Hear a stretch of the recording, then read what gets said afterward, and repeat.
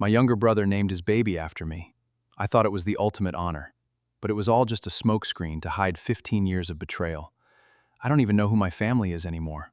My younger brother named his son after me. Nathan. When he called from the hospital and told me, I actually had to sit down.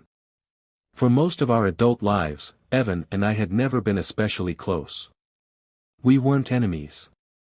We didn't fight every time we saw each other. We simply lived separate lives.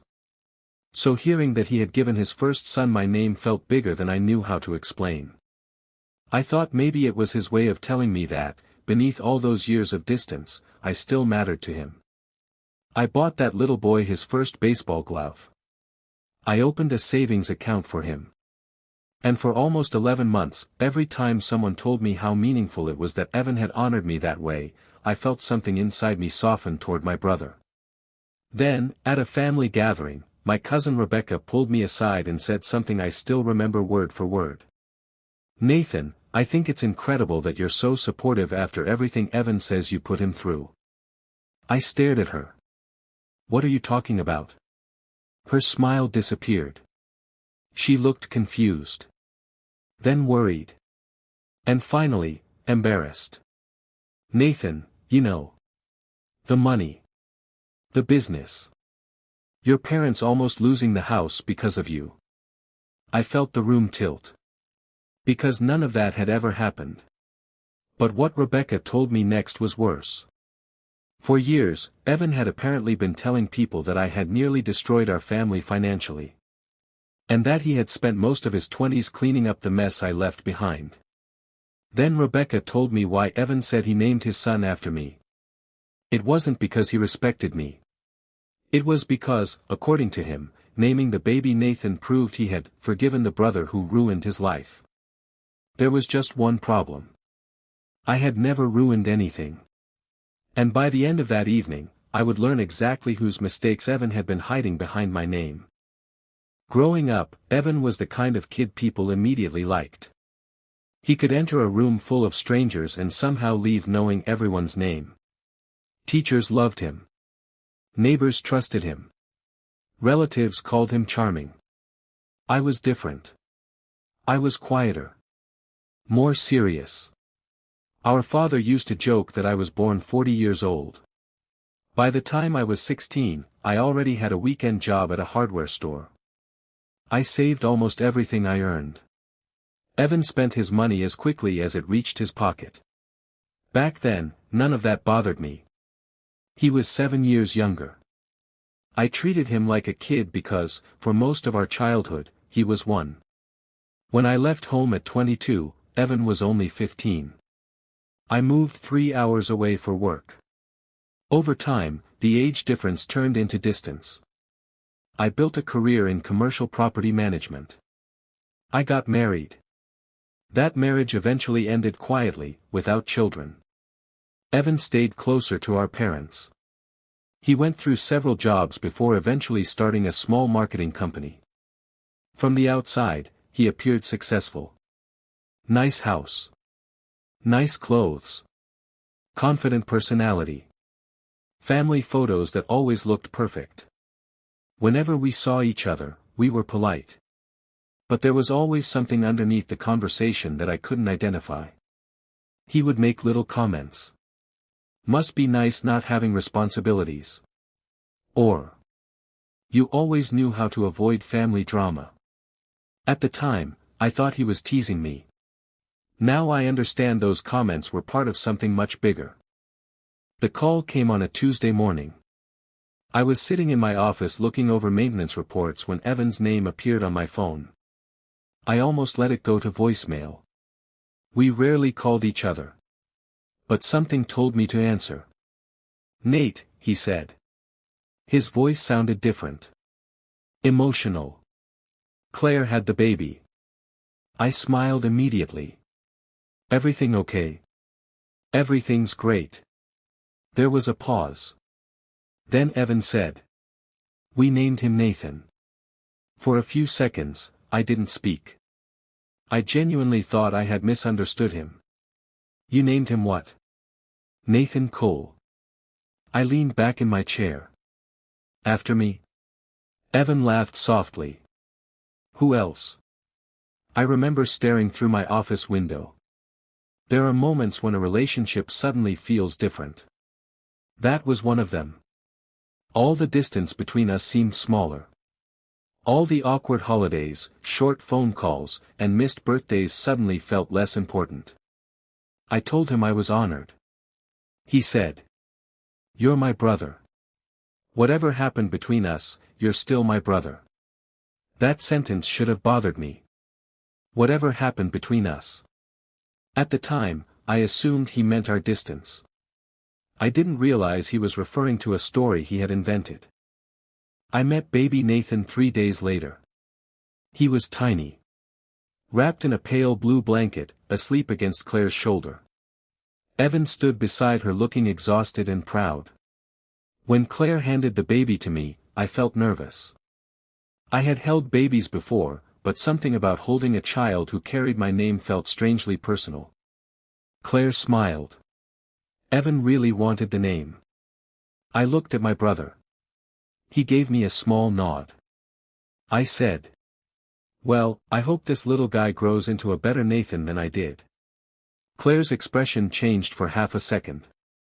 It was subtle. But I noticed. She glanced at Evan. Then she smiled again. "I'm sure he'll be wonderful." That tiny moment stayed with me. But I didn't understand it yet. Over the next several months, I became more involved with Evan's family than I had been in years. I visited. I brought gifts. I started calling more often. When Evan mentioned they were planning for the baby's future, I opened a small investment account for him. Nothing enormous. Just something I could contribute to every birthday. I wanted my nephew to know that his uncle cared. The irony still hurts. While I was trying to become closer to Evan, he had already spent years turning me into the villain of his life. The truth started coming out at our mother's 68th birthday dinner. About 20 relatives were there. Cousins. Aunts. Old family friends. People I hadn't seen in years. Baby Nathan was being passed from person to person. Eventually, my cousin Rebecca came over. We hadn't spoken properly in almost 5 years. She hugged me and said, "You look good, Nathan." "Thanks. You too." She looked across the room toward Evan. Then back at me. "I always thought naming the baby after you was really powerful." I smiled. "Yeah. I didn't expect it." Rebecca nodded slowly. "I guess it's a pretty big statement after everything." I frowned. After everything? Her expression changed. That was the moment. That tiny shift in her face told me there was a conversation happening around me that I knew nothing about. She lowered her voice. "You know, everything with your parents." I stared at her. "What everything?" Rebecca hesitated. "Nathan, maybe I shouldn't have said anything." "Rebecca." She looked uncomfortable. "Evan told us years ago that you got into serious financial trouble. That your parents had to use most of their savings helping you." My stomach tightened. I said, "What?" She continued carefully. "He said you convinced your dad to guarantee some business debt. He said when everything collapsed, your parents almost lost their house." I couldn't speak. None of it was true. Not exaggerated. Not misunderstood. Completely false. I had never borrowed money from my parents. I had never asked my father to guarantee any loan. I had never owned a failed business. Rebecca looked horrified as she realized I genuinely didn't know. Then she said the sentence that changed everything. "Evan said naming Nathan after you was his way of showing everyone that he had finally forgiven you." I asked Rebecca how many people knew this story. She didn't answer immediately. That was answer enough. "Rebecca." She sighed. "Most of the family." My face went numb. She explained that Evan had been telling different versions of the story for nearly 15 years. Sometimes I had supposedly lost money in a failed investment. Sometimes I had borrowed heavily from our father. Sometimes my parents had supposedly spent years recovering from the damage I caused. But every version ended the same way. Evan had been the responsible son. Evan had stayed. Evan had helped them recover. Evan had sacrificed. And Nathan had disappeared. Suddenly, years of strange interactions made sense. Why certain relatives seemed distant. Why people occasionally asked whether I was doing better now. Why one uncle once told me, "Your brother really stepped up when your folks needed him." I had assumed he meant Evan lived nearby. Now I understood. I wasn't simply absent from the family story. I had been rewritten inside it. I found Evan in our mother's backyard. He was standing near the patio holding a plate of food. I said, "We need to talk." He looked at my face and immediately knew. That told me everything. We walked farther into the yard where nobody could hear us. I said, "Rebecca told me about the money." Evan stared at the ground. For several seconds, he said nothing. Then, "She shouldn't have said anything." I almost laughed. "That is your response. Nate, it's complicated." "No. It's very simple. Did you tell people I nearly caused Mom and Dad to lose their house?" He rubbed his forehead. I explained things the way I remembered them. "You remembered something that never happened?" He looked toward the house. "Keep your voice down." That made me angrier. For 15 years, he had been spreading a lie about me, and now he was worried about embarrassment. I said, "Did Dad ever guarantee a loan for me?" "No." "Did Mom ever give me their savings?" "No." "Did I ever leave them with debt?" He didn't answer. I stepped closer. "Did I?" "No." There it was. One word. 15 years of lies destroyed by one word. I asked him why. At first, he tried to avoid answering. He said people misunderstood. He said stories change. He said he had never meant to hurt me. Then I asked him something different. Who actually had the debt? His face changed. Completely. And suddenly I knew. "You did." Evan looked away. I felt sick. Years earlier, when Evan was 24, he had tried launching a small event promotion company with 2 friends. I remembered hearing something about it. I remembered that it disappeared quickly. What I didn't know was how badly it had failed. Evan had accumulated almost $80,000 in personal and business debt. Worse, our father had signed paperwork connected to one of the loans. When the business collapsed, our parents had used a large portion of their savings to stop the situation from getting worse. Our father had been furious. Our mother had been terrified. And Evan had been ashamed. So when relatives began asking questions, Evan changed the name in the story. His name became mine.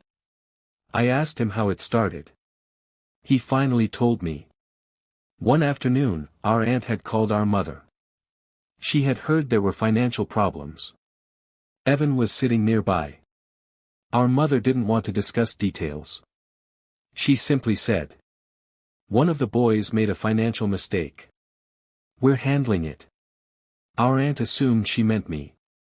Because I lived away from home. Because I worked in property. Because I was the older son. Later, she apparently asked Evan, "Is Nathan okay?"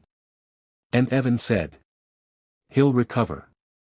2 words. That was the first lie.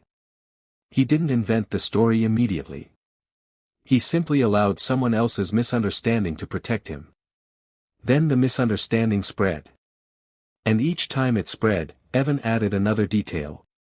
Eventually, he wasn't just avoiding embarrassment. He was building a new identity. The loyal son. The responsible brother.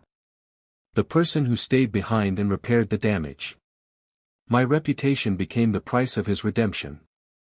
Then I asked the question that hurt almost as much as Evan's betrayal. Did Mom and Dad know people thought it was me? Evan didn't answer. I walked back inside. Our mother was sitting at the kitchen table talking with my aunt. I asked her privately to come into the hallway. Mom, did you know Evan has been telling people I was responsible for the financial problems years ago? Her face told me before she spoke. Nathan. I stepped back. You knew.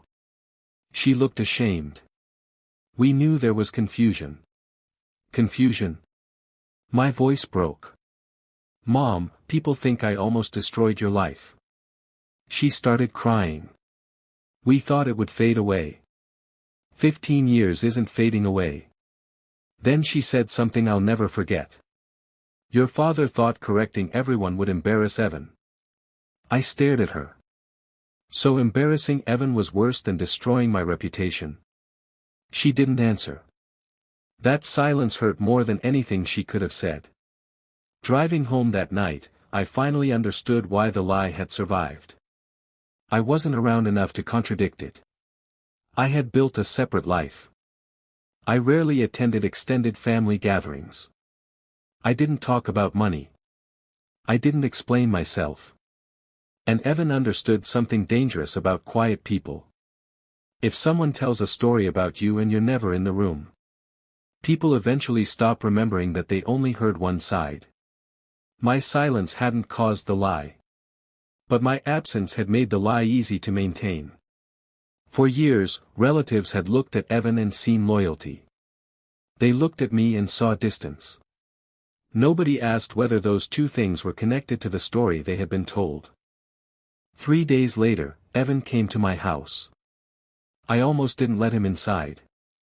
He stood on my porch looking completely different from the confident brother I had known. He said, I need you to understand something about Nathan. I said, you mean your son? He nodded. I really did name him after you. I almost laughed. That's not what you've been telling people. He looked down. He admitted that after the baby was born, several relatives had questioned why he would name his son after the brother who had supposedly caused so much damage. Instead of finally telling the truth, Evan created another lie. He told them the name represented forgiveness. I said.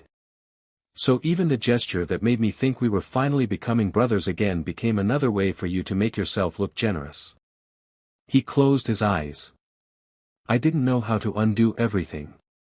You start with the truth. Evan finally admitted the reason he had kept the lie alive. It wasn't only embarrassment. His entire adult identity had been built around being dependable. His wife believed it. His friends believed it. His employees believed it. Even Claire had been told that Evan's financial struggles early in their marriage had happened because he was helping our parents recover from my mistakes. I stared at him. You lied to your wife about me. He nodded. Claire had spent years believing I was irresponsible. She thought I had abandoned our parents. She thought Evan had carried responsibilities that belonged to me. And suddenly I remembered that strange expression on her face when I joked that I hoped baby Nathan became a better Nathan than I had been. She already believed there was something wrong with me. My brother hadn't only damaged my relationship with distant relatives. He had introduced me to his wife through a lie. Evan told Claire everything that night. The next morning, she called me. Her voice was shaking. She apologized immediately. She said, Nathan, I owe you an apology for years of judging you without ever asking you a single question. I told her she hadn't created the story. But she said something I respected. No. But I believed it because it was convenient. Then she told me something Evan hadn't mentioned. During the first years of their marriage, whenever Evan made a financial mistake, he would compare himself to me. At least I'm not Nathan. Whenever he stayed late helping his parents. Nathan would never do this. Whenever Claire questioned his decisions. You don't understand what I've had to fix because of my brother. I wasn't simply part of his past. I had become his excuse. I told Evan I wasn't interested in revenge. I didn't want money. I didn't want public humiliation. I wanted one thing. The truth. All of it. He needed to contact every relative he remembered telling the story to. He needed to explain that the debt had been his. That our parents had helped him. That I had never caused the financial crisis. And that naming his son after me had nothing to do with forgiving me. Evan asked. What if people lose respect for me? I stared at him. Then I said. You've spent 15 years borrowing respect from my reputation. That sentence ended the argument. 2 days later, Evan sent an email to more than 30 relatives. He showed it to me first. The first version was terrible. It said there had been misunderstandings. I sent it back. No. The second version said he had allowed confusion. I sent that back too. Finally, he wrote the truth. He admitted the failed business had been his. He admitted our parents had helped him financially. He admitted that when relatives mistakenly believed I was responsible, he had intentionally allowed the false story to spread. And he admitted that, over time, he added details that weren't true. At the end, he wrote. Nathan did not fail this family. I failed him. I read that sentence several times. It didn't repair 15 years. But it was the first honest thing he had done. The responses came quickly. Some relatives apologized. Others said they had always wondered why the story never seemed to match the Nathan they knew. One aunt called me crying. An uncle sent a short message. I owe you an apology. Rebecca called and said. I am so sorry I was the person who accidentally told you. I told her. You're the only reason I know. But not every response made me feel better. Because each apology reminded me how many people had believed something terrible about me without ever asking. I realized reputation is strange. It can take decades to build. And sometimes one confident liar can quietly reshape it while you're busy living your life. The responses came quickly. Some relatives apologized. Others said they had always wondered why the story never seemed to match the Nathan they knew. One aunt called me crying. An uncle sent a short message. I owe you an apology. Rebecca called and said. I am so sorry I was the person who accidentally told you. I told her. You're the only reason I know. But not every response made me feel better. Because each apology reminded me how many people had believed something terrible about me without ever asking. I realized reputation is strange. It can take decades to build. And sometimes one confident liar can quietly reshape it while you're busy living your life. About a week after Evan sent the email, my mother called me. She said there was something I needed to see. When I arrived at her house, she was sitting at the dining table with an old file box in front of her. Inside were bank statements, loan documents, payment records, and letters from the years when Evan's business had failed. My father's name appeared on several documents. So did Evan's. Mine didn't appear anywhere. Not once. My mother pushed one of the folders toward me. Your father kept everything, she said quietly. I looked through page after page. There it was in black and white. The debt had belonged to Evan. My parents had used their savings to help him. My father had signed paperwork connected to his business. And for 15 years, people had been attaching my name to a financial disaster I had nothing to do with. I looked at my mother. You had proof this whole time. Her eyes filled with regret. We did. Then why didn't you correct people? She looked down at her hands. Because your father and I thought Evan was already ashamed enough. We kept telling ourselves the story would eventually disappear. I couldn't believe what I was hearing. So you protected him. She nodded. And nobody protected me. That sentence left the room completely silent. After a moment, she said. We were wrong, Nathan. I looked back at the documents. What hurt wasn't only that Evan had lied. It was knowing my parents had watched that lie grow and decided keeping peace was more important than correcting it. My mother continued. You were always independent. You never asked us for much. I think we convinced ourselves you could handle it. I shook my head. Being strong doesn't mean someone deserves less protection. She started crying. And for the first time, I understood something about our family that had existed long before Evan's lie. Because I was the responsible son, everyone assumed I would survive whatever they allowed to happen to me. Evan was protected because he seemed fragile. I was ignored because I seemed strong. But strength doesn't make betrayal hurt less. And seeing those records didn't make me feel victorious. They simply proved something I should never have been forced to prove in the first place. I had been telling the truth all along. Part 19, Little Nathan. Understanding Evan didn't erase what he had done, but it allowed me to decide what our relationship would look like moving forward. A few months later, my nephew turned 1. I almost didn't go to his birthday gathering. Things between Evan and me were better, but they were still fragile. We were speaking again, yet trust was something he was going to have to rebuild slowly. Then I thought about little Nathan. None of this was his fault. He hadn't chosen the lie attached to his name, and I wasn't going to let the mistakes of 2 generations decide what kind of uncle I would be to him. So I went. When I walked into Evan and Claire's house, my nephew was in his father's arms. The moment he saw me, his face lit up. He reached both hands toward me. I smiled and took him from Evan. Little Nathan immediately grabbed one of my fingers and held on. For a moment, everything else disappeared. No financial records. No family rumors. No 15 years of resentment. Just a little boy who happened to carry my name. Evan stood quietly beside me. After a moment, he said. I hope someday he understands why I really chose the name. I looked at him. Then tell me the truth now. Why did you choose it? Evan was silent for a few seconds. Then he said. Because even before I was ready to admit what I'd done to you, I knew what kind of man you were. I didn't say anything. He continued. You built your own life. You took responsibility for yourself.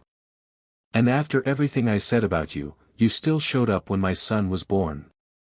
His voice became quieter. I wanted him to have the name of someone I respected, even if I was too ashamed to admit that I respected you. For the first time since learning the truth, hearing my nephew's name didn't feel connected to Evan's lie. I looked down at the little boy holding my finger. His name didn't have to represent betrayal. It didn't have to represent forgiveness for something I had never done. It could simply belong to him. I looked back at Evan. If you want him to grow up respecting that name, don't teach him that being a good man means never making mistakes. Evan listened quietly. Teach him that when he makes one, he tells the truth. Even when the truth costs him something. Evan nodded. I will. I didn't know whether my brother and I would ever have the relationship we should have had. But standing there with his son in my arms, I realized I didn't need to decide our entire future that day. Evan had spent 15 years creating a false story about our past. I wasn't going to spend the next 15 letting that story control our future. And I meant that. For years, Evan had controlled how other people saw me by telling them a story I never got the chance to correct. But once the truth came out, I realized something important. I couldn't recover every conversation that had happened behind my back. I couldn't change every opinion people had formed about me. And I couldn't get those 15 years back. What I could decide was what happened next. Evan had finally taken responsibility for what he'd done.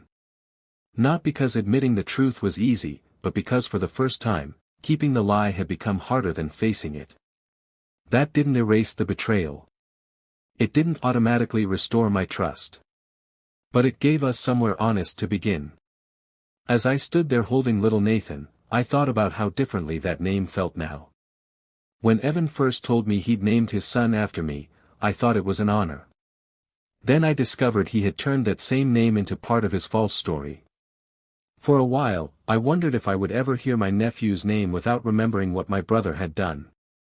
But looking at that little boy, I finally understood that his name didn't belong to Evan's lie. And it didn't belong to my anger either. It belonged to him. Someday, when he's old enough, he may hear what happened between his father and me. If he ever asks me about it, I won't teach him to hate his father. I'll tell him that his dad made a serious mistake and then spent years making it worse because he was afraid of admitting the truth. I'll also tell him that eventually, his father stopped hiding. Because that's the part one want my nephew to remember. A person's worst mistake doesn't have to become the rest of their story. But nothing changes until they take responsibility for it.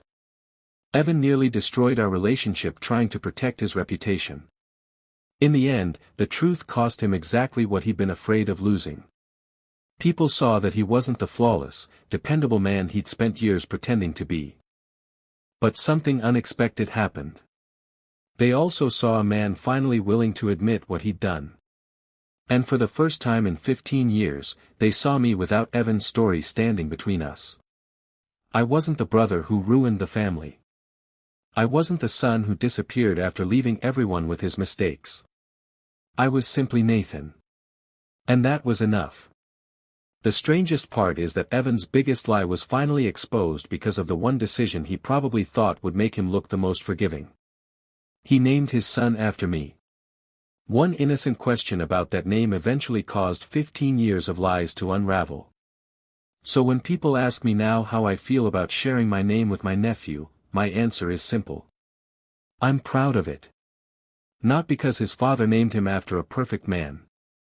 And not because our family somehow erased everything that happened.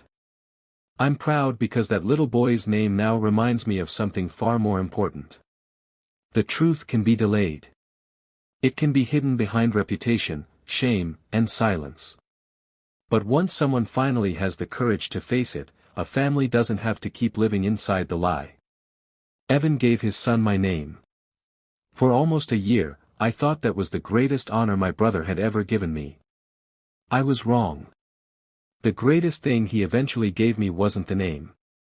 It was the truth. 15 years late. Painful to hear. Impossible to undo. But finally. The truth. And sometimes, that's the only place rebuilding can begin. A mistake may damage the way people see you. But hiding that mistake by destroying someone else's reputation causes a much deeper wound. If the truth costs you your image, tell it anyway. Because trust built on a lie isn't trust at all.